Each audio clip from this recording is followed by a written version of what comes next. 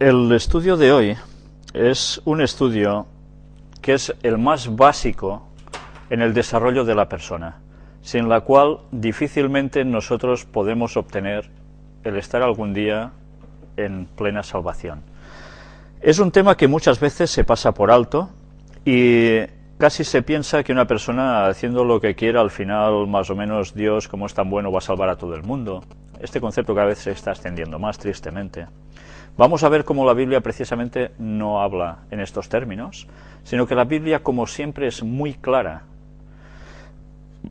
Hoy vamos a tratar este tema que lo podríamos titular arrepentimiento, confesión y perdón.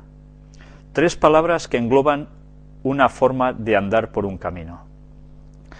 El primer texto que vamos a buscar hoy es en el libro de Hebreos, capítulo 4 y versículo 12. Aquí nos hace una descripción de cómo la Biblia hace algo por nosotros, cómo la palabra de Dios hace algo en nosotros.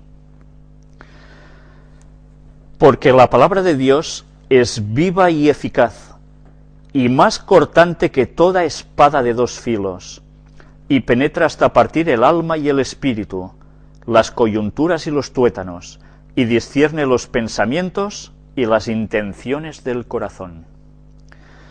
Si nos damos cuenta, aquí se está haciendo una analogía, una comparación, entre la palabra de Dios, la Biblia, y una espada que corta por dos filos, por los dos lados. Cuando una espada está hecha así, entra profundamente, haciendo una gran incisión encima, en el cuerpo de la persona afectada, o ante cualquier objeto que pueda entrar muy adentro. Cuando se hace esto, como comparación, vemos cómo enseguida la Biblia coge una vez más el significado de las cosas y lo aplica. Primero nos hace una ilustración y luego nos lo aplica espiritualmente. Esto Jesús era el gran maestro en todo ello, ¿no? Con las parábolas. Pues, si nos damos cuenta en esta parte, en este versículo, nos dice que penetra hasta partir el alma y el espíritu, en lo más profundo de nuestro ser. ¿Y qué hace? Las coyunturas y los tuétanos. Nos está haciendo una descripción a nivel físico, a nivel espiritual, combinando las dos cosas, para querernos decir que va hasta lo más hondo de nosotros. ¿Qué es lo más hondo que tenemos? Las coyunturas, la junta entre los huesos, los tuétanos, lo que hay dentro de los huesos. Profundizas a tope. ¿Y qué termina haciendo? Discierne los pensamientos y las intenciones del corazón. Esto, dicho así, es muy fácil. Pero cuando cogemos el significado de esto, es que lo que está haciendo es desnudándonos totalmente. Nos hace ver cómo realmente somos. Cuando se habla de meditaciones, en el mundo oriental es muy peculiar que las meditaciones tienen otra trascendencia. En el mundo bíblico, discierne los pensamientos y las intenciones del corazón. Esta es la meditación del cristiano. Compararse con la palabra de Dios y darse cuenta de cómo realmente es uno. Cuando nosotros nos analizamos, comparándonos con lo que Dios quiere de nosotros, con su perfección, automáticamente, ¿qué vemos en nosotros? Fallos. Si somos sinceros, vemos fallos. ¿Y qué? ¿Nos vamos a conformar con los fallos que tenemos? Este tipo de meditación que nos muestra la palabra de Dios es la que luego nos tiene que llevar a hacer algún paso hacia adelante. Vamos a ir viendo todo esto con más detenimiento. Vayamos al libro de los Hechos de los Apóstoles, capítulo 11, y vamos a leer el versículo 18, donde hay algo muy, muy importante. A veces cuando hemos hecho algo malo, nos viene enseguida ese pensamiento de, la que he hecho. Y automáticamente viene un arrepentimiento, ¿no? Pero, ¿este arrepentimiento es algo que nos sale innato a nosotros? ¿Es algo instantáneo de nosotros? Este versículo nos va a desvelar algo muy interesante. Entonces, oídas estas cosas, callaron y glorificaron a Dios diciendo, y mirad que está en exclamación, de manera que también a los gentiles ha dado Dios arrepentimiento para vida. El arrepentimiento no es algo innato nuestro, sino que Dios mismo nos lo pone dentro. A veces decimos, no, es que yo soy muy bueno, yo no mato, yo no robo, yo no sé qué. Pero el arrepentimiento, cuando hacemos algo malo, no es algo que surja de nosotros porque sí, porque nuestra tendencia natural no es el bien, es el mal, y eso lo heredamos desde el Edén. Pero Dios pone en las personas, a través del Espíritu Santo, el pensar, he ido muy mal, y he de solucionarlo, he de hacer algo. Pero duele. Si Dios no pusiera ese sentimiento en el propio ser humano, ningún ser humano tendría arrepentimiento. O sea que ni eso es un privilegio que tenemos nosotros porque somos así. No. Somos muy dioses, dicen algunos, ¿no? Somos dioses. No. Esa parte divina viene del exterior hacia nosotros, no surge en nosotros. Es muy distinto.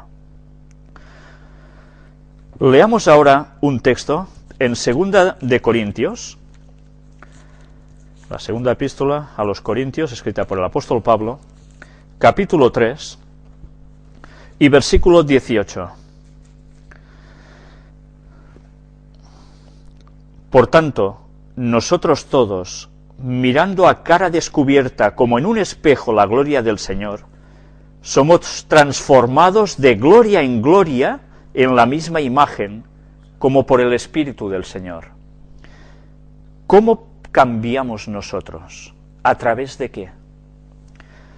Aquí se nos habla de un espejo. Nosotros nos miramos como en un espejo, a cara descubierta.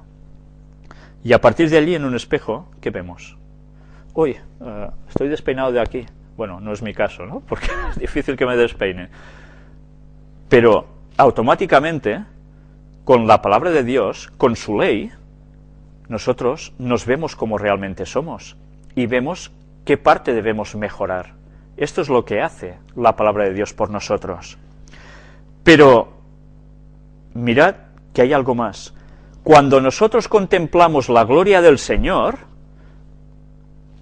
tal como es Él, automáticamente, ¿qué pasa?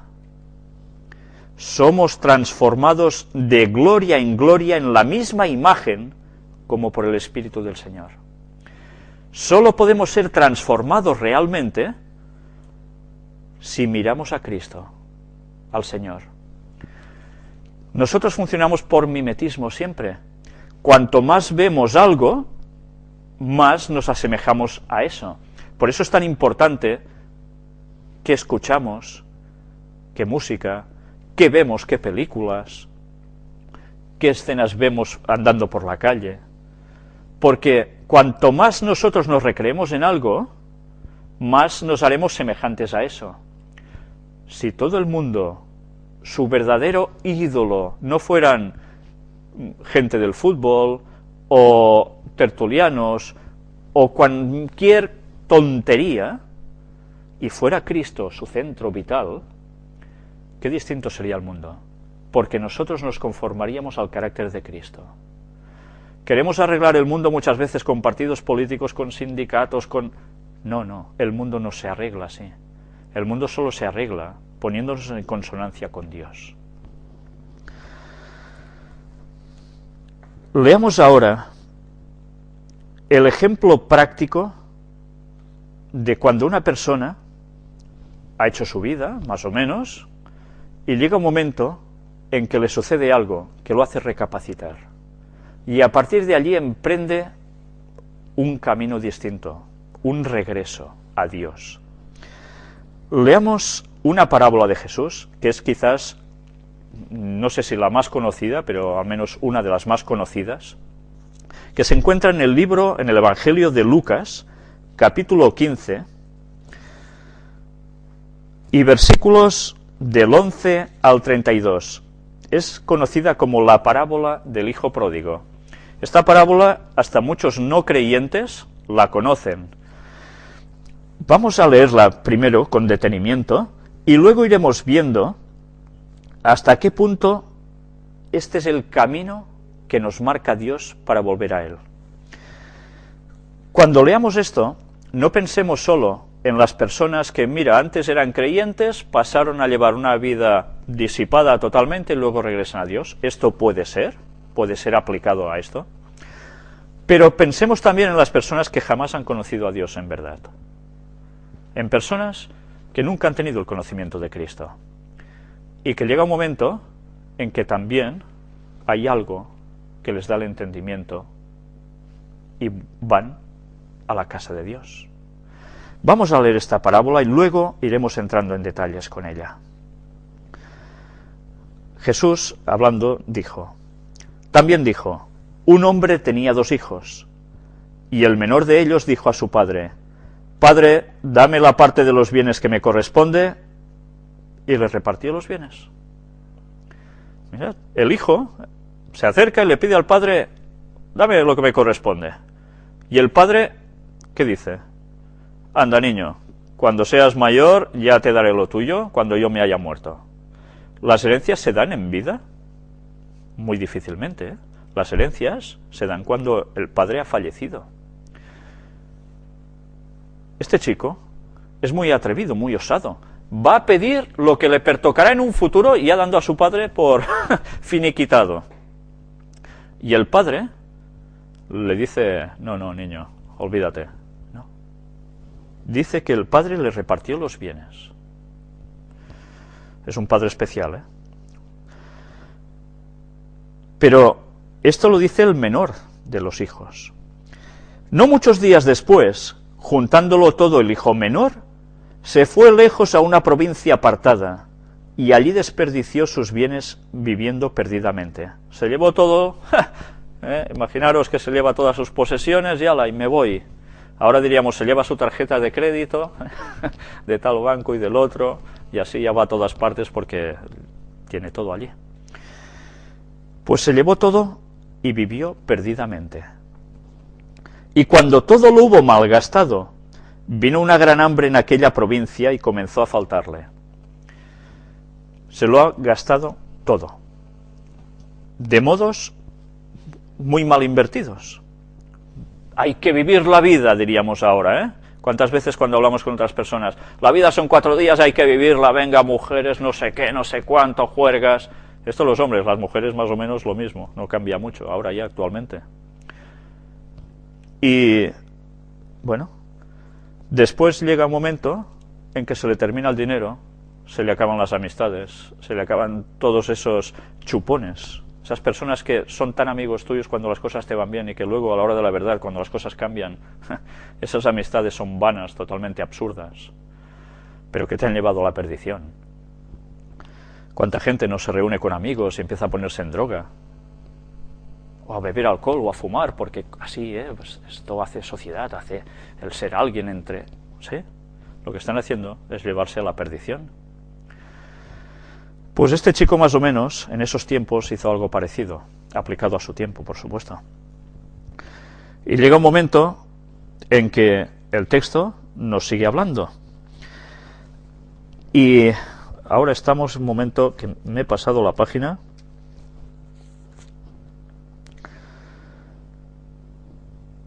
Y fue y se arremó a uno de los ciudadanos de aquella tierra, el cual le envió a su hacienda para que apacentase cerdos. Qué mal debería estar este muchacho para que, no tengo nada, ¿qué he de hacer? Uy, mira, a ver si ese señor me da trabajo cuidando de los cerdos. Estamos hablando de un señor que probablemente es judío, a ellos los cerdos poca gracia les hacían, pero que los cerdos eran comida habitual en muchas partes de su alrededor. Solo el pueblo el judío no comía el cerdo, pero el resto, todos. Incluso ya sabemos que había judíos que tenían cerdos que ellos no consumían, pero luego eso les daba ganancia. El dinero, como siempre. Yo no tomo esto porque no es bueno, pero toma, se lo paso al otro y así saco un dinerillo. Traficantes y demás, ¿no? Pues este chico se acercó para cuidar de cerdos, algo que para ellos era una abominación total. Y vamos a ver cómo continuó la historia. Y deseaba llenar su vientre de las algarrobas que comían los cerdos, pero nadie le daba.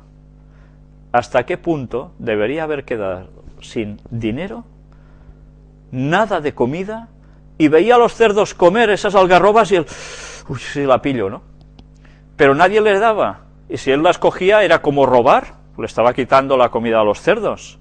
¿Hasta qué punto llegó? Caótico, total. Y ahora viene la parte importante. Y volviendo en sí, dijo: ¿cuántos jornaleros en casa de mi padre tienen abundancia de pan, y yo aquí perezco de hambre? Volviendo en sí. Llega un momento en que la circunstancia lo lleva a pensar que se ha equivocado grandemente, a tal punto en que se da cuenta que en la casa de su padre, si allí hasta los trabajadores tenían todo, y yo aquí, ¿qué he hecho? Ha vuelto en sí. Dios ha dejado que este hombre, este muchacho, llegue a caer bastante bajo, hasta un cierto extremo. ¿Dios es malo porque permite que este chico llegue a estar así? Mirad cómo Dios necesita algo. No lo necesita Dios en verdad, lo necesita el ser humano. A veces Dios nos tiene que poner en una situación crítica para que volvamos en sí y recapacitemos y digamos: ¿qué estoy haciendo con mi vida? Si sé que no voy bien. Y entonces esa persona tiene que hacer un cambio. Y él dice, el chaval: me levantaré e iré a mi padre y le diré: Padre, he pecado contra el cielo y contra ti. Ya no soy digno de ser llamado tu hijo. Hazme como a uno de tus jornaleros. El chico estaba dispuesto a humillarse. Después de todo ese tiempo que había estado fuera, que no sabemos cuánto era, este muchacho piensa en ir a su padre y decirle: he pecado contra el cielo y contra ti, Padre, he pecado. ¿Y él qué esperaba del padre? ¿Qué podíamos esperar de un padre ante un hijo cuando el hijo se ha arrepentido? Luego veremos lo que sucede. Y una vez ha pensado esto, dice: y levantándose, vino a su padre, y cuando aún estaba lejos, lo vio su padre, y fue movido a misericordia, y corrió, y se echó sobre su cuello y le besó. ¿Os dais cuenta de la importancia de este texto? El chico va andando hacia su casa, por el camino que debería pensar: ¿cómo me va a recibir mi padre con todo lo que he hecho, que le he desgraciado la hacienda? Y se da cuenta de algo que lo sorprende. El padre está atento. El padre siempre está oteando el horizonte, pensando en ese hijo que antes estaba con él y se fue a la perdición. Y el padre lo ve ¿cuándo? ¿Cuando lo tiene aquí? No, lo ve de lejos. ¿Y qué hace? Movido a misericordia, el padre va corriendo hacia el hijo. ¿Y qué hace? ¿Le pega un guantazo? No. Como si no hubiese hecho nada a ese hijo, se echa sobre el cuello y le besa. Yo no sé si estáis pillando la imagen de ese Padre que es Dios, que hagamos hecho las tonterías que hayamos hecho, Él siempre está pendiente de nosotros, esperando ese regreso de su Hijo, ese regreso nuestro, de cada uno de nosotros. Y a tal punto que el amor que tiene olvida todo lo que hemos hecho. Y el hijo le dijo: Padre, he pecado contra el cielo y contra ti, y ya no soy digno de ser llamado tu hijo. Pero el padre dijo a sus siervos: Sacad el mejor vestido y vestidle, y poned un anillo en su mano y calzado en sus pies, y traed el becerro gordo y matadlo y comamos y hagamos fiesta. porque este mi hijo muerto era, y ha revivido, se había perdido y es hallado. Y comenzaron a regocijarse. ¿Veis en algún momento una recriminación del padre al hijo? ¿Sabéis? Esto a veces a mí me deja inquieto. Tantas veces nosotros recriminamos a Dios porque pasamos malas situaciones, que a veces es por nuestra propia culpa, a veces no, depende, y lo primero que hacemos, si Dios existiera, no pasaría esto. Una reacción muy típica en nuestro mundo común. Este chico se da cuenta de que hay cosas que le han sucedido y que le eran necesarias. Fue necesario que regresase en sí, que una situación le pusiera con confrontación de su vida, y así poder reaccionar. Dios sabía que eso era necesario. A veces Dios tiene que permitir que nosotros pongamos el pie en un cubo para que aprendamos una lección. Pero ¿cuántas veces nosotros directamente culpamos a Dios de las cosas? No somos conscientes de que en este mundo hay algo más. Nuestras propias decisiones, que a veces son totalmente erradas, y Satanás, que también nos lleva a hacer lo malo. Ya veis la reacción del padre. El padre en ningún momento recrimina absolutamente lo más mínimo. Al contrario, se dirige enseguida a sus siervos y les dice que preparen todo para hacer una gran fiesta. Y su hijo mayor estaba en el campo, y cuando vino y llegó cerca de la casa, oyó la música y las danzas. Imaginaos al hijo, al mayor, que está haciendo su trabajo, va terminando el día, se va acercando hacia la casa, y empieza a oír musiquillas, todos contentos, y él, ostras, ¿qué está pasando aquí? Y llamando a uno de los criados, le preguntó qué era aquello. Él le dijo, tu hermano ha venido, y tu padre ha hecho matar el becerro gordo, por haberle recibido bueno y sano. ¿Y cómo reacciona el hermano? Entonces se enojó, y no quería entrar. ¿Qué reacción, Yo me imagino a uno de mis hermanos de sangre, haciendo una cosa así, y que él regrese a casa, mi padre contento, y yo recriminando algo. O si esto me sucediera a mí, vivir esa situación. Qué cosas, ¿no? ¿Cómo puede ser que el hermano, que se ha criado con él a saber cuántos años, actúe con ese rechazo? Hay algo muy interesante, como una analogía, y ahora me dirigiría quizás a gente de iglesias cristianas. Muchas veces hay miembros que pertenecen a una denominación, y llega un momento que por circunstancias, o por lo que sea, esas personas se alejan, se van, ya no viven el cristianismo como teóricamente habían aprendido, y se pueden pasar quizás años fuera haciendo su vida, como se dice, ¿no? Y con el paso del tiempo, por circunstancias, resulta de que esas personas vuelven a esas iglesias. Y esto os lo digo porque yo lo he vivido, de ver personas que se habían alejado, luego regresar al cabo de años, y oír comentarios de teóricos hermanos decir, y ahora se ha pasado tantos años fuera, ahora vuelve, y ahora que nos querrá enseñar algo, y ahora querrá participar de lo nuestro, y ahora... ¿Esto es cristianismo en verdad? Esta actitud es la misma del hermano mayor. ¿Cómo se puede ser tan ruin? Pues ojalá no caigamos en esto, porque lo que deberíamos hacer es alegrarnos por el regreso de nuestro hermano. Pero mirad cómo precisamente cuando él se enoja, pasa algo, sucede algo. Él no quiere entrar. Salió por tanto su padre y le rogaba que entrase.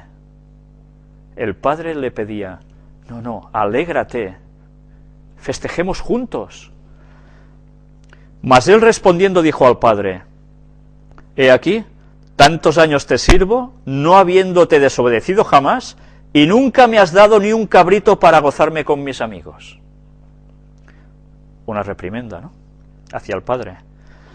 Pero cuando vino este tu hijo, que ha consumido tus bienes con rameras, prostitutas, has hecho matar para él el becerro gordo. Ya estamos, la envidia. ¿Favoritismos? Ese es el favorito y yo. ¿Escalones distintos? ¿Niveles distintos? La reacción del padre, vamos a verla. Él entonces le dijo: hijo, tú siempre estás conmigo, y todas mis cosas son tuyas. Mas era necesario hacer fiesta y regocijarnos, porque este tu hermano era muerto y ha revivido, se había perdido y es hallado. La historia termina aquí. No nos habla de la posterior reacción del hermano mayor.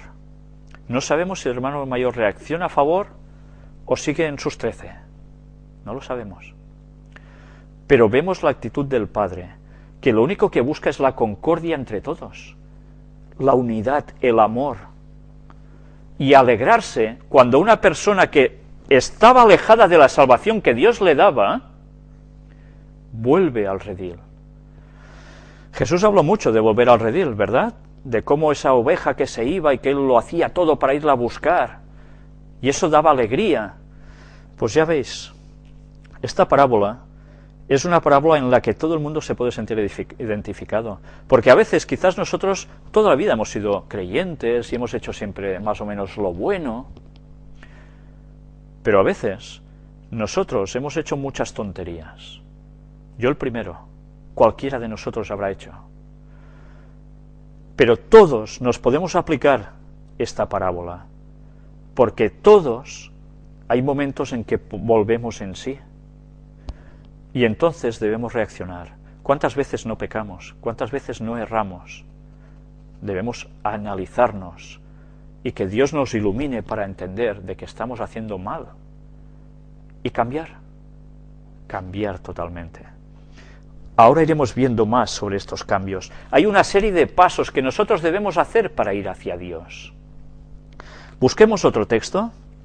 En el libro de los Salmos, el más extenso de toda la Biblia, capítulo 139,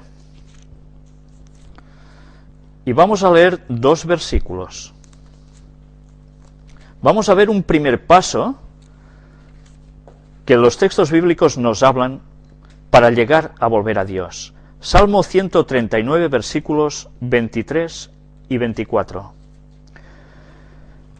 Examíname, oh Dios, y conoce mi corazón. Pruébame y conoce mis pensamientos, y ve si hay en mí camino de perversidad, y guíame en el camino eterno. Para mí es un texto precioso, la verdad. Está escrito tan poéticamente, pero es tan profundo. La persona tiene que ser consciente de que se tiene que poner en sintonía con Dios y permitirle a Dios que nos examine. Dios no necesita nuestro permiso para examinarnos, nos conoce de sobra, pero tiene que haber esa disposición nuestra para que Dios nos haga ese escáner y nos diga: mira, pam, de aquí fallas, de aquí fallas, de aquí fallas. Y nosotros, a partir de allí, es cuando hemos de empezar a hacer un cambio en nuestras vidas. Si el texto dice: pruébame y conoce mis pensamientos, yo no sé si vosotros, con la vida que estáis llevando, os lo digo a vosotros, pero también me lo digo a mí, si tuviera a Jesús delante, que tenía la capacidad de saber cómo éramos cada uno de los que estaba delante suyo en ese tiempo, ¿qué sacaría de nuestros pensamientos? ¿Nos sentiríamos limpios delante de Él?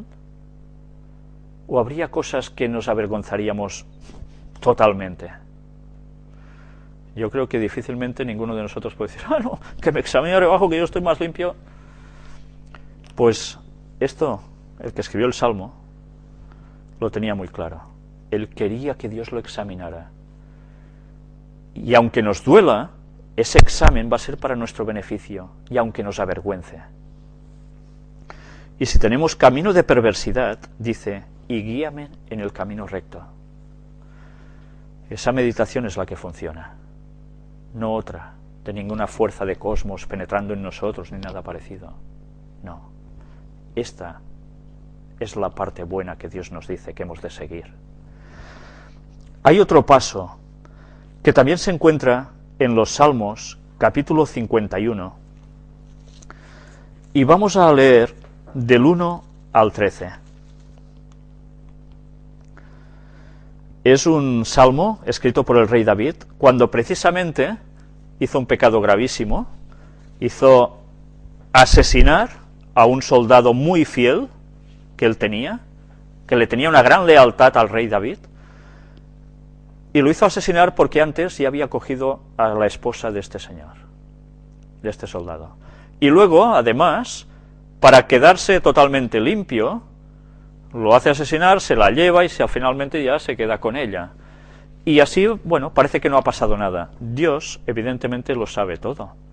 Y utiliza un profeta llamado Natán, que no va directamente al rey David y le dice, has hecho esto, lo otro y lo otro, y te vas a fulminar. No, no le dice nada de esto. Le habla con una sutileza impresionante, de la cual nosotros deberíamos aprender cuando hemos de decir algo a los demás. Le habla a través como de una parábola, y llega a un punto en que, bueno, esa parábola la podéis encontrar en los textos, es preciosa, ver el modo en que el profeta le está iluminando para que se dé cuenta de la situación. Él había quedado tan encegado por el pecado que ni reaccionaba, ni pensaba ni si eso estaba bien, ni si estaba mal ya.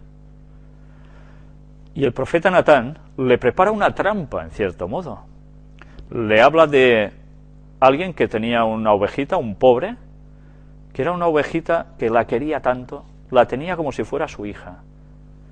Imaginaros esa relación que a veces hay entre una persona y un animal, ¿no? Tan intensa. Pues esta ovejita para él era todo. Y hay al lado, cerca, un ricachón. Esos señores que tienen todo el ganado que quieren en esa época, vale. Y resulta que a ese señor que tiene tanto, se le ocurre hacer algo, montar una fiesta. Y no se conforma con algo de su ganado, sino que va, le quita la ovejita que tanto amaba a ese señor, y se acaba la ovejita. Cuando el rey David oye esto, esta historia que el profeta le cuenta, el rey David se enoja muchísimo y da una sentencia sobre el que ha hecho eso, indignado a tope. Y el profeta Natán le dice, tú eres ese hombre. David, ¿qué hace?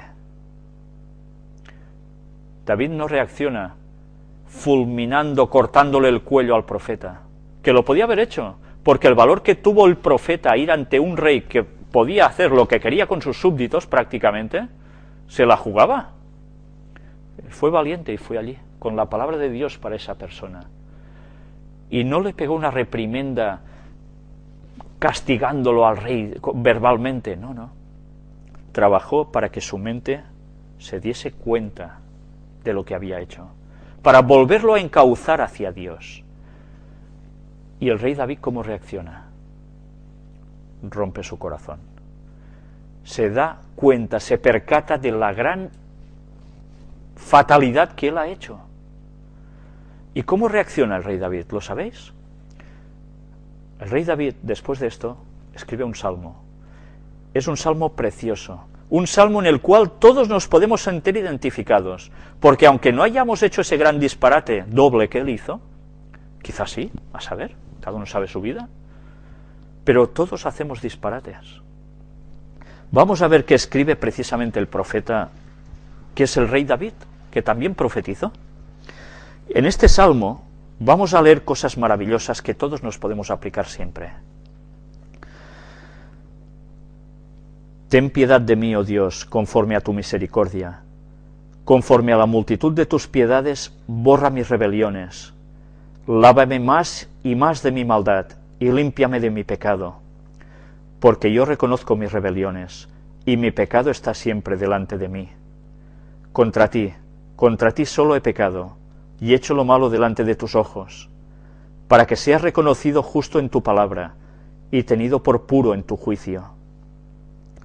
He aquí en maldad he sido formado, y en pecado me concibió mi madre. He aquí tú amas la verdad en lo íntimo, y en lo secreto me has hecho comprender sabiduría. Purifícame con hisopo y seré limpio, lávame y seré más blanco que la nieve. Hazme oír gozo y alegría, y se recrearán los huesos que has abatido. Esconde tu rostro de mis pecados y borra todas mis maldades. Crea en mí, oh Dios, un corazón limpio y renueva un espíritu recto dentro de mí. No me eches de delante de ti, y no quites de mí tu Santo Espíritu. Vuélveme el gozo de tu salvación, y espíritu noble me sustente. Entonces enseñaré a los transgresores tus caminos, y los pecadores se convertirán a ti. Yo no sé si lo veis realmente precioso. Este hombre se humilló ante Dios. Se dio cuenta de la magnitud de lo que había hecho. Y yo me lo imagino escribiendo esto con unas lágrimas tremendas. Ya sabéis que David era un hombre muy temperamental. Cuando él escribió esto estaba totalmente roto. Pero él, ¿qué hizo? ¿Se suicidó? No. El rey David no se suicidó por eso. El rey David pidió perdón a Dios. ¿Y quedó así? ¿Solo pidiendo perdón y ya está? No. El rey David hizo un cambio en su vida. Y de eso debemos aprender todos. Porque si personas que han llegado a tal extremo de maldad son capaces de cambiar, ¿cómo no lo podemos llegar a hacer el resto de la población que quizás no hemos llegado a ese punto que nos parece tan extremo? Pero Dios nos puede guiar a todos. Hay otro paso en el Salmo capítulo 32 y versículo 5, que es muy importante. Mi pecado te declaré, y no encubrí mi iniquidad. Dije, confesaré mis transgresiones a Jehová, y tú perdonaste la maldad de mi pecado. Mi pecado te declaré, y yo no lo encubrí. ¿Está hablando de mis pecados en plural? No, está hablando en singular. Lo cual quiere decir que nosotros debemos pedir perdón por los pecados que somos conscientes que hemos cometido, sea el que sea individualmente. ¿Cuántas veces se hacen oraciones de esas de Señor, perdona mis pecados? Y ya está. Claro, hay pecados que son conscientes, otros casi inconscientes. Pero Dios sabe que cuando hay alguno que nosotros hemos notado de verdad que hemos puesto la pata, ese pecado nos tiene que doler. Y ese pecado, específicamente, debemos pedirle a Dios que nos lo perdone. Esto, si nos estamos dando cuenta, no requiere una oración de pim pam y ya está, sino que requiere un acto de reflexivo por nuestra parte. Y esto nos tiene que hacer allegar a Dios, con tiempo. En el mundo de las prisas de hoy, necesitamos el tiempo para estar en comunión con Dios. Quizás nuestro tiempo lo malgastamos viendo teles, viendo tonterías, y el tiempo para la devoción de Dios, nada. Qué triste. En las fiestas de Navidad, ya sabéis, mañana Navidad, ¿cuánto tiempo se va a emplear en estar sentado en una mesa desde la mañana hasta la noche, comiendo casi sin parar, hablando de mil y una tonterías, en el día que teóricamente se celebra el nacimiento de Jesús, que ya sabéis que no es el 25 de diciembre cuando nació, probablemente fue el 11 de septiembre. Y en cambio, ¿cuánto tiempo estas personas van a dedicar a reflexionar, a pensar en ese hecho que dicen que recuerdan del nacimiento de Jesús, a analizar sus vidas y a cambiar? ¿Cuántas discusiones tontas no se generan a veces, y discusiones fuertes a veces entre familias, en una mesa de Navidad? Pues bien, debemos reflexionar mucho, porque la palabra de Dios con nosotros es muy clara. El libro que viene después de Salmos, Proverbios, escrito por el rey Salomón, el hijo precisamente del rey David, nos da otro paso más que debemos seguir. Proverbios capítulo 28 y versículo 13. El que encubre sus pecados no prosperará, mas el que los confiesa y se aparta alcanzará misericordia. Está muy bien que nosotros confesemos nuestros pecados a Dios. Ya vimos en un estudio anterior que el pedir el perdón de los pecados no debe ser a un sacerdote, ni a una virgen, ni a un santo. Debe ser a Dios, porque Dios es el ofendido por nuestros pecados, porque Él hizo la ley y nos creó. Y Él es el que nos va a dar el perdón. No tiene que ser nadie humano como nosotros que debe hacerlo cuando es algo que es nuestra relación íntima con Dios. El perdón a los hermanos o a la gente de nuestro alrededor debemos hacerlo si en algo hemos afectado a los otros. Pero cuando hay algo que a veces es para nosotros, es a Dios que le hemos de pedir ese perdón. Pero si os habéis fijado, en este texto nos decía que no solo debemos pedir perdón. ¿Qué nos dice el texto? Mas el que los confiesa y se aparta, alcanzará misericordia. Por tanto, después de la confesión del pecado, debe haber un rechazo a ese pecado y apartarse de él. No ir, mira, pues ahora vuelvo a hacerlo, y vuelvo a hacerlo, y vuelvo a hacerlo. ¿Sabéis? Pecar una vez sobre algo puede ser duro en un principio. La conciencia, ¿eh? Pero la segunda vez va a ser más fácil. Y la tercera mucho más que la segunda. Porque la conciencia la vamos pisando. Y llegamos a ver como algo normal cosas que en verdad son pecado. Y que nos están afectando nuestros procesos mentales para llegar a ser de verdad cristianos y estar en comunión con Dios. Y a veces no lo valoramos lo suficiente. Hemos de pedir perdón, pero nos hemos de apartar de ese pecado. Si no, ¿qué queremos? ¿Tomarle el pelo a Dios? Otro texto, Primera de Juan, es la primera epístola de Juan, no el Evangelio de Juan, casi al final de nuestras Biblias, capítulo 1 y versículo 9. Si confesamos nuestros pecados, Él es fiel y justo para perdonar nuestros pecados y limpiarnos de toda maldad. Podemos pedirle a Dios el perdón de los pecados. ¿Y Dios qué hace? No te perdono. ¿Hace esto Dios? Dios es fiel y justo y puede limpiarnos de toda maldad. Dios no nos rechaza. Si nosotros somos sinceros, Dios no rechaza nunca al pecador. Y además nos limpia de toda maldad. ¿Cuál es el concepto de limpiarnos de toda maldad? Pues quiere decir que esas ganas de seguir cometiendo ese pecado tienen que desaparecer. Y Él lo va a generar también en nosotros ese rechazo. Pero además nos va a limpiar de ese pecado como si no lo hubiésemos hecho. Porque Él es el especialista en gomas de borrar. Porque es el especialista en borrar del libro, en ese registro que los ángeles hacen de nuestras vidas, de nuestras palabras, de nuestros pensamientos. Es el que puede borrar los errores que hemos cometido, o esos pecados. Y Dios lo hace muy a gusto esto, porque Él está deseando que nos pongamos en consonancia con Él.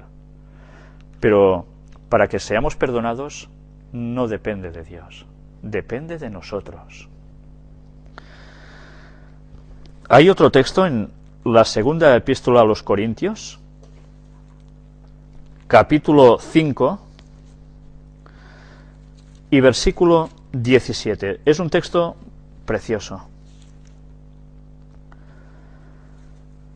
De modo que si alguno está en Cristo, nueva criatura es. Las cosas viejas pasaron. He aquí, todas son hechas nuevas.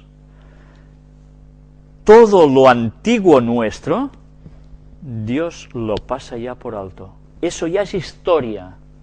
A partir de ahora, empiezas de cero, nueva criatura. ¿Cuántas veces nosotros, cuando alguien nos ha hecho algo, eso queda aquí, y sí, vale, yo perdono pero no olvido, ¿cuántas veces esa famosa frase? Claro que ciertamente el recuerdo puede quedar, pero no deberíamos tener en cuenta para nada eso. Dios para nada tiene en cuenta eso de nosotros. ¿Por qué nosotros tenemos la tendencia a ser rencorosos? Esto no debe ser un sentimiento cristiano, esto debemos pulirlo de nuestras vidas. Porque si nosotros pensamos mal, ¿qué vamos a generar? Mal. Y todo lo que hacemos nos vuelve. Hay un proverbio que habla de esto. Pues eso deberíamos tenerlo presente. Dios nos hace nuevas criaturas. En el libro de Mateo, en el Evangelio de Mateo, el primer libro del Nuevo Testamento, capítulo 27, nos va a mostrar un error que nosotros debemos evitar plenamente en nuestra confesión. Mateo 27, del 3 al 5. Vamos a hablar de un personaje que es muy conocido hasta para los no creyentes, Judas.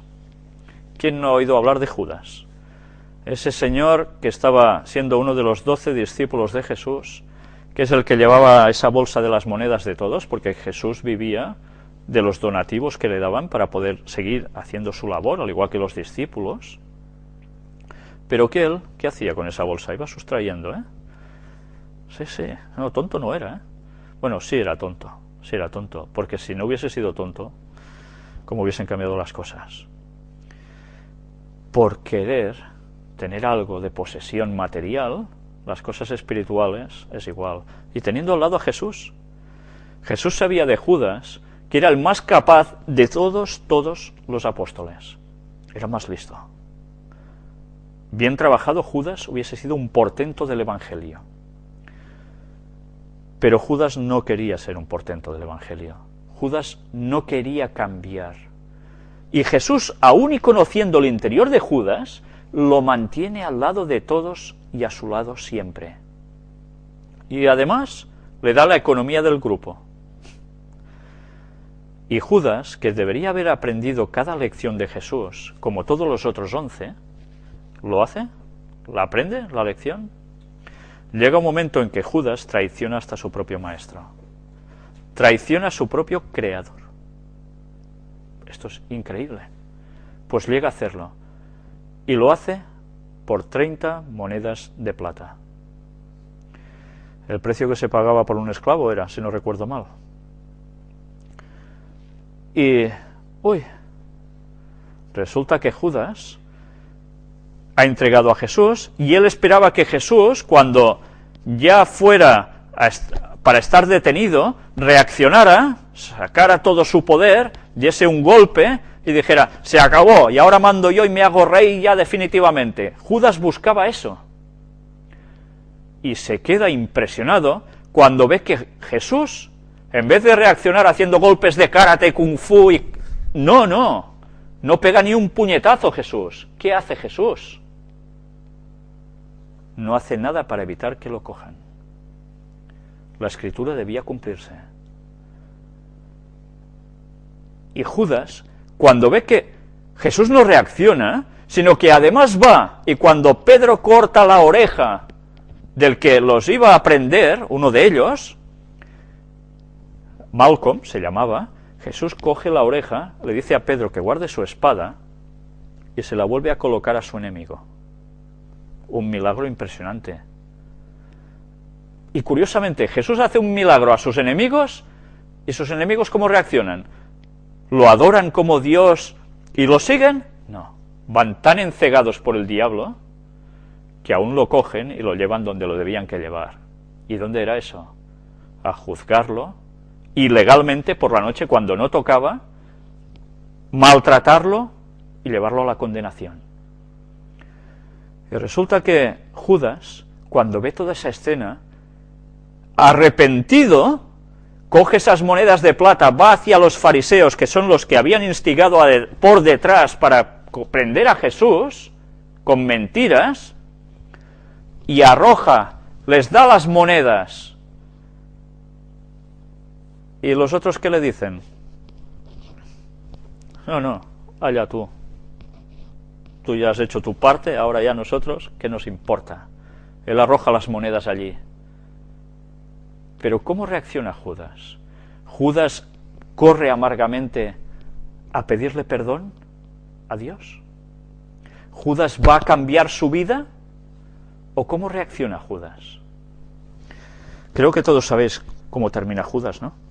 Mateo 27, del 3 al 5.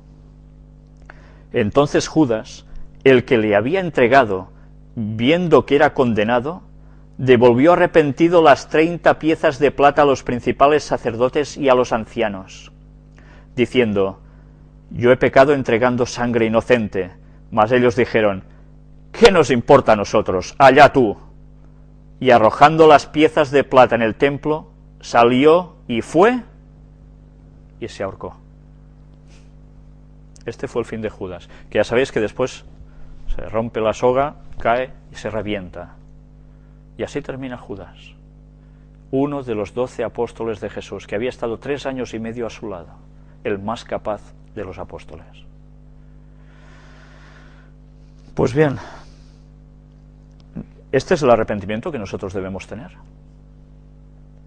Este es el arrepentimiento de la desesperación total, de que Dios no nos va a perdonar porque la hemos hecho tan grande.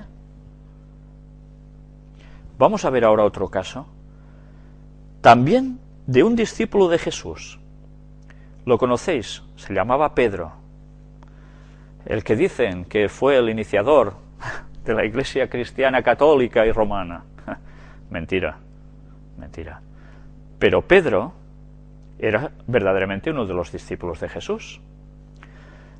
¿Y qué hace Pedro también? Vamos a leer el texto en el libro de Lucas, capítulo 22. ¿Sabéis? Cuando he visto películas sobre la vida de Jesús, nunca ha habido una escena clara en este aspecto, pero es una escena que cuando la lees es maravillosa.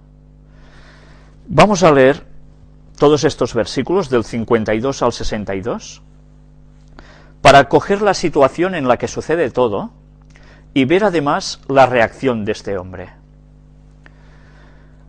Y Jesús dijo a los principales sacerdotes, a los jefes de la guardia del templo y a los ancianos que habían venido contra él: ¿como contra un ladrón habéis salido con espadas y palos? Esto dice Jesús. Habiendo estado con vosotros cada día en el templo, no extendisteis las manos contra mí, mas esta es vuestra hora y la potestad de las tinieblas. ¿Quién es la potestad de las tinieblas? Satanás. Él sabía que Satanás estaba utilizando a esas personas para hacer la peor de las labores. Iban a por Cristo. Y prendiéndole, le llevaron y le condujeron a casa del sumo sacerdote, y Pedro le seguía de lejos. Ya os podéis imaginar la escena. Pedro le seguía de lejos. Cuando han prendido a Jesús, Pedro le sigue de lejos. ¿Cómo puede ser? Pues porque, ¿qué hicieron los apóstoles, los discípulos de Jesús, en esos momentos que lo detenían? Aprovechando que era oscuro, ¿qué hacen? ¿Se quedan con él? No, no, se esconden, huyen. Pedro, sí, se ha ido, pero lo está siguiendo de lejos, está viendo que llevan a Jesús hacia un lugar, y él, entre árbol y árbol, entre lugar y lugar, se va acercando, va siguiendo. Y habiendo ellos encendido fuego en medio del patio, se sentaron alrededor, y Pedro se sentó también entre ellos. Toma, Pedro ya se ha colado por allí, ¿eh? Hay una fogata y él se acerca allí y se sienta allí. Pero una criada, al verle sentado al fuego, se fijó en él y dijo: también este estaba con él. Pero él lo negó diciendo: mujer, no lo conozco. ¿Qué hizo Pedro? Mintió. Estaba negando a su maestro. Un poco después, viéndole otro, dijo: tú también eres de ellos. Y Pedro dijo: hombre, no lo soy. 2 mentiras ya, 2 negaciones. Como una hora después, otro afirmaba diciendo: verdaderamente también este estaba con él, porque es Galileo. Por el acento lo conocían. Ahora aquí en España se conoce el que es catalán, el que es vasco, el que es andaluz, porque hay distintos dejes. Entonces, los galileos tenían un deje distinto. Uy, como es Galileo, y el maestro era Galileo, tú también eras de ellos, ¿eh? ¿Y qué, cómo reacciona? Y Pedro dijo, hombre, no sé lo que dices. Y enseguida, mientras él todavía hablaba, el gallo cantó. Imagínate el gallo, ¿eh? ¿Qué pasa cuando sucede esto? Entonces, vuelto el Señor, Jesús miró a Pedro, y Pedro se acordó de la palabra del Señor que le había dicho, antes que el gallo cante, me negarás 3 veces. Y patam, a la tercera canta el gallo. Curiosamente, cuando leemos esto, a veces no nos damos cuenta y podemos pensar, mira, claro, Jesús está allí, lo tiene por allí delante y está esperando que cante el gallo para decirle, ¿tú qué? ¿Era así la situación? No. A Jesús lo tenían cogido, lo estaban juzgando, lo estaban abofeteando, maltratando totalmente. ¿Y sabéis qué estaba haciendo Jesús? Jesús hacía, ¡ay, que me haces daño! ¡Ay, no sé qué! ¿Hacía esto Jesús? No. Jesús no se estaba preocupando por él. Jesús, cuando oye el gallo que canta, se gira para mirar a Pedro y se despreocupa totalmente de todo lo que le estaba pasando a él. Y al mirar a Pedro, ¿qué pasa con Pedro? ¿Por qué mira a Pedro entonces? Para recordarle, te lo había dicho, tiempo atrás, unos instantes atrás de todo esto, yo, Señor, no te negaré nunca, yo hacer esto, con lo arrojado que era Pedro, pues por bocazas, tuvo que aprender la lección, y tuvo que aprenderla del peor de los modos, viendo a su maestro, a su creador, pasándolas así. Y después de que Jesús lo mira, ¿qué hace Pedro? Y Pedro, saliendo fuera, lloró amargamente. ¿Por qué creéis que Pedro hizo esto? La mirada de Jesús no fue una mirada de, ¡oh, te voy a fulminar! ¿Sí? ¿Esa era la mirada de Jesús? ¿Eso es lo que partió el corazón de Pedro? No. La mirada de Jesús, aislándose de lo que le estaba sucediendo a él, era estar pensando en la salvación de Pedro. Y Jesús no lo mira con odio ni reprimenda de nada, sino que la mirada de Jesús, con todo el amor hacia Pedro, es lo que parte el corazón de Pedro. Porque se da cuenta que Jesús, a pesar de lo que está haciendo él, Jesús lo ama. Y eso lo parte por la mitad a Pedro. ¿Y Pedro qué hace? Sale corriendo a llorar. ¿Coge una soga y se cuelga a Pedro? Judas lo hizo. Prácticamente la situación era la misma, no variaba mucho más. Pedro está partido de corazón porque sabe lo que ha hecho. Pero Pedro ha aprendido la lección. ¿Y Pedro qué pasa a ser después? Pasa a ser uno de los puntales de entre los 12 discípulos. Solo hay uno que lo supera grandemente, quizás, por la magnitud de todo lo que hizo, y fue el que se añadió después a los 12 discípulos, que fue el apóstol Pablo. Pero Pedro fue un puntal. Si Pedro se hubiese suicidado pensando, Dios no me va a perdonar, ¿hubiese obtenido la salvación? No. Pedro podrá ser salvo porque aceptó su error, aceptó que había pecado y buscó el perdón aún habiendo negado a su maestro. ¿Cuántas veces nosotros no negamos a Jesús? ¿Cuántas veces nosotros podemos hablar a otras personas de Dios y nos callamos, quizás por miedo al ridículo? Uy, claro, como estamos en una sociedad tan atea, que todo el mundo hace su vida y se oye que tú crees, eres un bicho raro. O cualquier situación de nuestra vida que estamos haciendo mal y sabemos que lo hacemos mal y seguimos. ¿Estamos negando a Jesús? Porque Él vino a morir por nosotros para que pudiésemos ser salvos. Y todas las bofetadas que le dieron, las veces que le pusieron la corona de espinas sobre la frente, clavándolo después en la cruz, después de haber pasado latigazos continuamente. Y nosotros, después de que nuestro Creador hace eso por nosotros, seguimos pecando. ¿Sabéis? Ellen White escribió que ojalá nosotros recordásemos cada día, dedicándole un buen rato de nuestro día, 1 hora aproximadamente, a recordar las escenas de cuando Cristo fue prendido y todo el proceso hasta ser crucificado y morir por nosotros. Si nosotros meditásemos en esas escenas, ¿cuántas tonterías dejaríamos de hacer? ¿Cuántas? Pero no, la vida que llevamos es ver tele hasta el final, hasta que no podemos más, luego despertarnos tarde, como corriendo enseguida para ir al trabajo. ¿Dónde está nuestro crecimiento en Dios? ¿Cómo queremos cambiar y querer que la gente vaya a Cristo si nosotros mismos no hacemos cambios en nuestra vida? Pero aprendamos de Pedro. Pedro se arrepintió y cambió. A veces el perdón puede llevar, o el arrepentimiento que podamos sentir, nos puede llevar incluso hasta el ayuno. El ayuno es una forma de contrición, de estar mal, donde tú sabes que hay algo que te está haciendo sentir mal. ¿Qué nos pasa normalmente cuando tenemos un grave problema? Nos ponemos a comer como si fuésemos cerdos, literalmente. No, ¿qué suele pasar cuando una persona está en una mala situación? ¿No se le quita el hambre? Antes habíamos leído un escrito en un texto que hablaba de problemas hasta en los huesos, porque nuestra condición mental afecta a nuestra salud.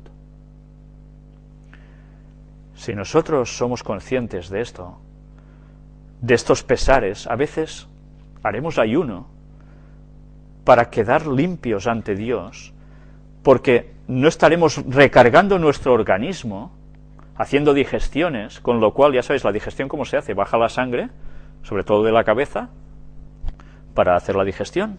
Por tanto, ya sabéis que cuando, después de las comidas, que si suelen ser abundantes, ¿qué viene? Uy, esa soñolencia, esos golpes de cabeza, ¿eh? Cuando hay más accidentes laborales, ¿no? Precisamente después de comer, se va a trabajar, ¡pumba! Y ya estás.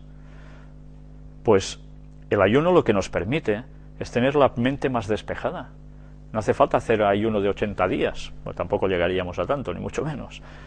Pero a veces un ayuno nos ayuda a limpiar nuestro organismo, nos reactiva energéticamente y además nos da claridad mental. Pero el ayuno no debe ser algo que nosotros hagamos para ganar el favor de Dios. ¿Vamos a comprar a Dios así? No. Eso lo debemos hacer cuando creamos oportuno, porque hay un momento de aflicción o porque queremos estar más claramente unidos a Dios. Y eso debemos tenerlo presente. El ayuno nunca es un método para ganarse el favor divino. ¿Qué hacían los fariseos antiguamente? ¿Lo recordáis? Yo ayuno y oro. Y decían eso como, para que todo el mundo dijera, uy, que es santo. No, no. Nuestro ayuno debería ser algo bastante silencioso y que no diciéndole a la gente, mira, yo hago ayuno porque así yo con Dios, No, no. Hay cosas que debemos llevar en nosotros con Dios. Y a veces el ayuno puede ser colectivo. Hay situaciones como en el Antiguo Testamento se reflejan de que se convocaba un día de ayuno y oración ante un grave problema, porque Dios tenía que actuar, pero quería que su pueblo estuviera en consonancia con Él para que Él pudiese hacer algo. Y así debemos hacer nosotros. Dejar que Dios actúe, pero debemos ponernos en consonancia con Él. Esto no quiere decir que obligatoriamente cada semana hemos de hacer un día de ayuno, porque si no, no, eso puede ser más o menos bueno, pero siempre son opciones. Lo importante es que nosotros no intentemos ganar el favor de Dios con nuestros actos, porque eso es una salvación por obras. Nuestra salvación se hace por fe. Las obras son una consecuencia de lo que creemos, porque el Espíritu Santo está en nosotros y vamos a guardar la ley de Dios y a hacer el bien, porque es lógico, tiene que salir de nosotros porque Dios nos lo pone.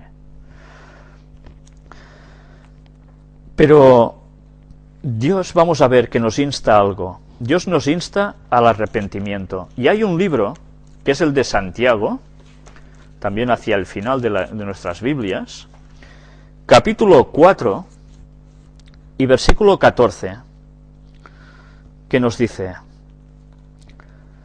cuando no sabéis lo que será mañana, ¿por qué? ¿Qué es vuestra vida? Ciertamente es neblina que se aparece por un poco de tiempo y luego se desvanece.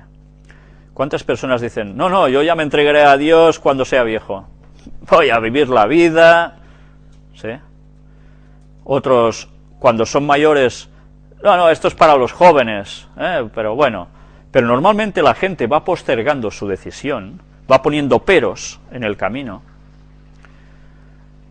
creyéndose que son dueños de su tiempo. Nosotros no somos dueños de nuestro tiempo. En cualquier momento, nuestra vida se puede terminar. ¿Qué dice el texto? ¿Que nuestra vida es qué? ¿Dura 80 millones de años? ¿Pone esto el texto? ¿Que somos inmortales innatamente? No. El texto nos dice que pasamos en un momento, como una neblina. A la que sale el sol, la neblina se va. Nuestra vida es igual.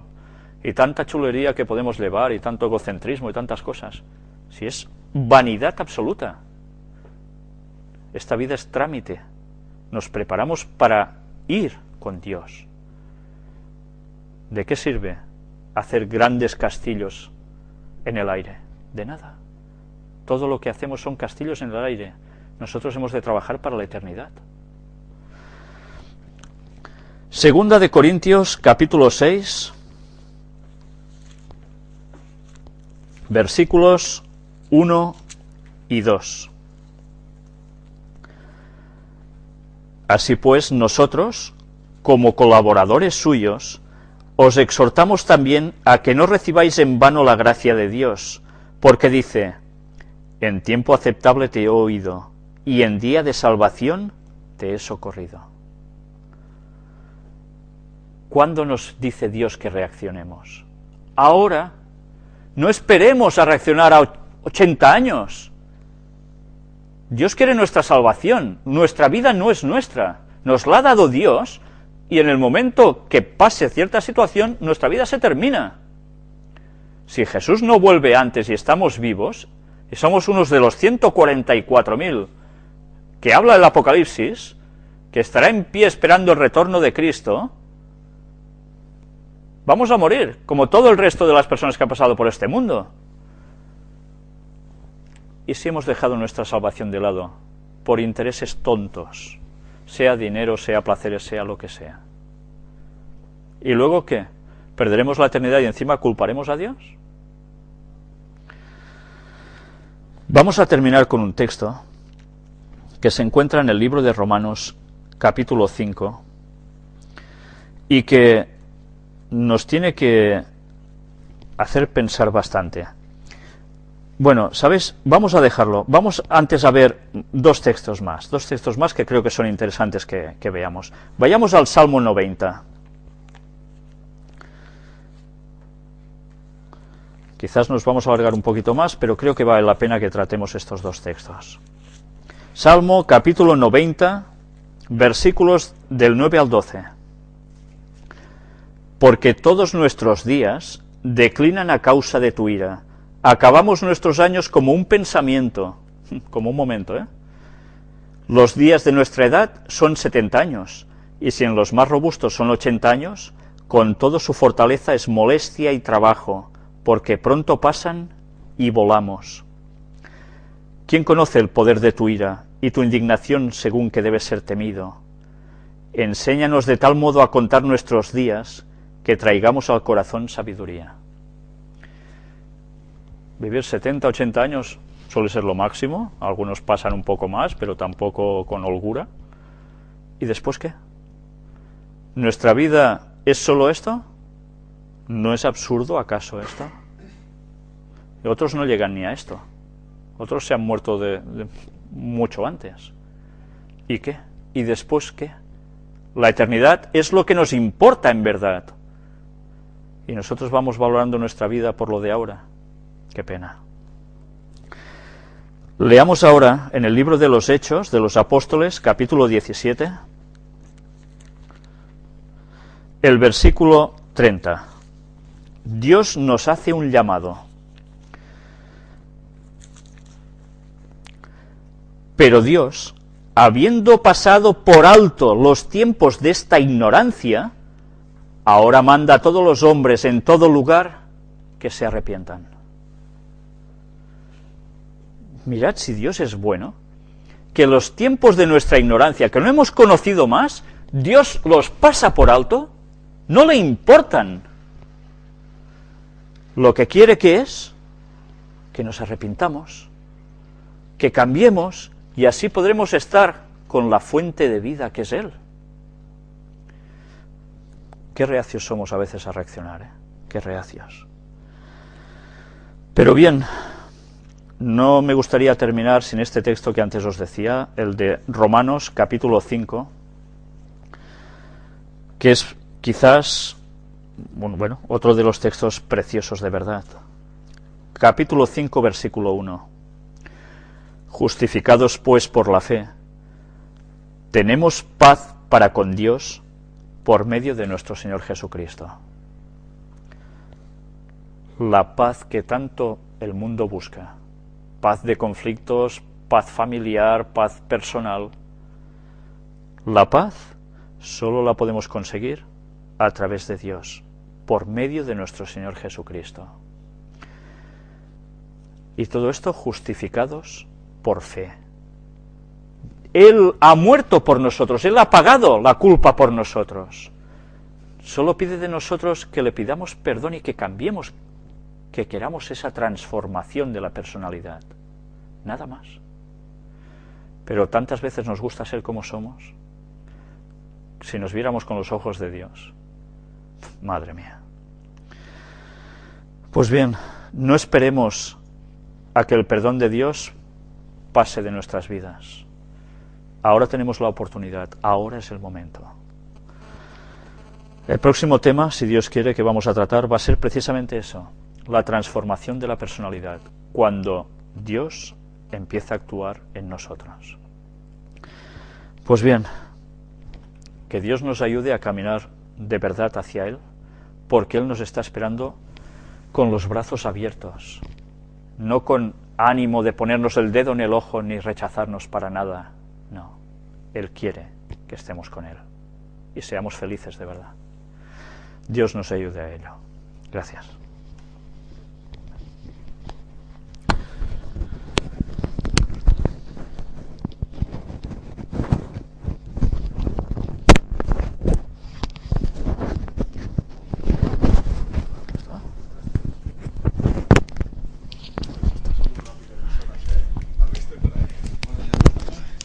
Ya puedo no dormir. ¿Tu manos? A mí me sirve. Una persona aquí ya es suficiente. Mañana a las 12. Sí. Yo sí puedo venir mañana o no. ¿Qué ves, Pablo? Pues me sé, pero no sé. Sí, a las 12 te va bien. Yo no voy a. Yo lo que no quiero es A las 12 está bien. condicionar a que lo hagáis o no. Yo sí puedo venir, vendré. Si no puedo venir, no vengo. Que es una hora. Si puedo venir a las Como ahora, más o menos, que hemos estado. Que hemos estado una hora o más. Una hora y cuarto. ¿Cuarto? Pero bueno, que se hace corta.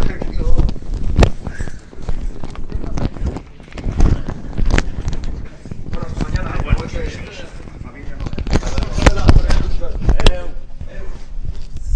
Víctor, us ho deixo tot, això, eh? Vale, I a les vale. del trípode i de la càmera. Vale, merci. Doncs vinga. Ai, el mòbil. No, ho deixarem igual. Bueno, alguna cosa de trobaré perquè no Per demà fer No les sé si ha coses. trucat algú més o què. crec que siguem... Ho fem aquí mateix. Una llamada perdida que no he Si sentit. puc venir demà ja ho Víctor, qui m'ha dit això? No sé si és de... Què ha fet això? Què vols dir això? La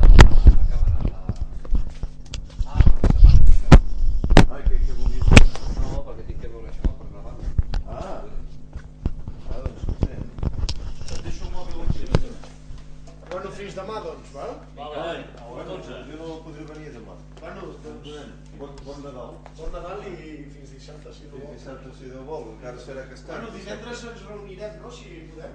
Sí, Ah, sí, divendres sí, Vale, a vale. les Doncs 5 i ja mitja. ens anirem veient per aquí la setmana. Vagi bé. Agafa. Adéu. Què vols veure per aquí, dius? No, home, perquè tinc que... Ah, val. Bueno, ja saps com va això, no? Per demà, vull dir... Sí. Tu mateix. al final va ser... El que tinc la dubte, nen, Hòstia, em sembla que al tancar Lo que pasa que a l'aparell s'ha espatllat la gravació. Al final de todo, entre ellos mismos se la no. Jo tinc la dubte de que ens falta un fil d'aquí al vídeo. Perquè aquest fil ve aquí. I d'aquí on va? Ellos ya saben que eso pasaría lógicamente. A l'ordinador. Lo que va a intentar es... Però no va al vídeo. Ho estava pensant quan en Víctor estava parlant. I em fa l'efecte que això havia d'haver anat connectat al vídeo. Que l'Oriol em penso que va connectar el fil d'aquí al vídeo. Saps què vull dir? Ara el so no estarà enregistrat. El so no estarà enregistrat. Si no va de l'opció de gravar-la. No vas gravar? No de l'opció. Però no has carregat el DVD. Ara l'has de carregar, no? El DVD. Sí, però no sé si l'apagar això s'ha anat, no sé si era... Si tu has apagat primer. Jo l'he pagat, sí, però ho anava a fer i ara s'ha parat tot el muntatge. Y después vine a ver mi hermana. Pero claro, todavía tenía que estar. 16, porque no haga muchos trenes ni nada. Me viene a buscar las guías de No, esclar. Però ara tu el vídeo l'has de rebobinar, vull dir, l'has de processar. Sí, però no em deixa fer res. Mira, no em deixa fer res. Ai, carai. Déu-n'hi-do. Tenien que haver fet la prova abans.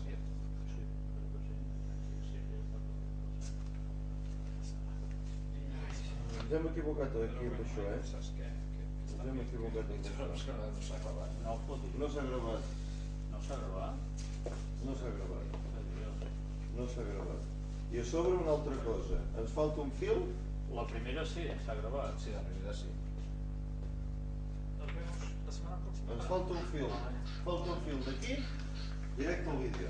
Que no... Piensa que el viernes cierro la 1. Vale. És que això vull dir-vos un tot Bueno, humà. señores. Vale, Felices nen. fiestas, que beben. Igualmente.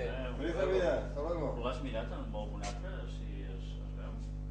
És que no... Bueno, aviam, està aquí, Això està gravat aquí? Això està gravat aquí en cinta. Per això ho fem, perquè si no, per si falla. Però ja ha fallat, això està gravat aquí en cinta. Vale, i com es pot passar llavors això? No sé, l'Àngel ho feia, no sé com. Vale, aquí, menys mal. Però aquí està gravat tot, el so i la imatge. Bueno, doncs anem a fer la prova ara per demà. Passa que demà penseu que... Vale, llavors això tindria que anar. Bueno, sí, però ara s'ha de canviar la cinta, perquè si no, si fem servir aquesta, perdem això, Tens una altra cinta nova? Sí, tinc una altra cinta allà. Escolta, aquest que ve No, però aquest ve de la caixeta aquesta. No, aquest estava aquí. Estava just al No, vídeo. no, però aquest ve de la caixa. Aquest no ens interessa. Vale, Aquest no ens interessa. Espera, i llavors escolta una cosa. Jo perquè ara... I de la caixa va allà. Ah, espera, a veure què passa, Espera. 0,30. És que veus? No, mira, no em dóna l'opció de gravar. És com si no es hagués gravat. No sé què passa. Jo només et dic això, que aquí darrere té entrades àudio, Sí, que han de venir fins aquí. pensava. Aquí el micro. Això hi ha el micro aquí. Sí. Aquí hi ha el micro. Aquesta sala. I ara això va aquí. No toquis molt, no? Perquè si demà... No, aquesta és prou. Hòstia, no sé, això sé, tio, és que jo d'això no Això ha d'anar al revés. Mira, el que ara està aquí Sí, hauria d'anar al vídeo i això hauria d'anar endollat aquí. Està al revés, això. ho sé, Veus? Això ha d'anar al vídeo Això hi i provem ara. això s'ha de treure i posar aquí, perquè aquest cable és el mateix, no? Vale, fes-ho i ho provem. Està al revés, això. Això m'ho va endollar l'Àngel de pressa i potser d'equivocar. Això ha de venir aquí.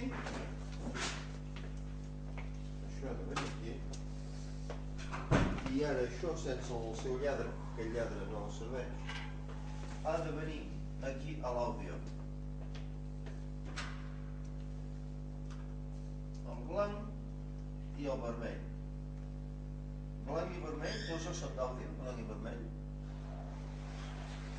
Això sé, això sé.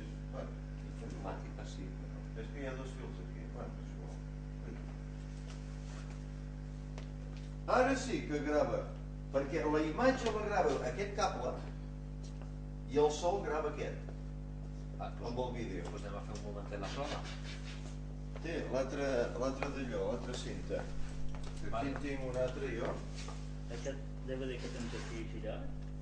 Aquest és teu, eh? No, l'altre, el que tens aquí davant teu. Aquest és meu. Ostres, quin susto, nen? No, aquí està gravat, vull dir que tranquil Quin susto. que està aquí gravat. Així, aquest que tinc jo aquí, quin és? Aquest és el de... El d'ara. Al principi, sí. Ah, el primer, el... Sí. Vale. Vale, i aquest està gravat i té una altra cinta. Sí, no, això... Però ja... Això estava aquí dintre. No, el que teòricament tenia de quedar gravat, on està? Això està aquí. S'ha de treure. I a veure si a casa mirant i s'ha quedat gravat. És que és curiós perquè no vol ni treure, tio. Això ja havia passat alguna vegada. I fins que no li peta no surt. Has d'anar provant fins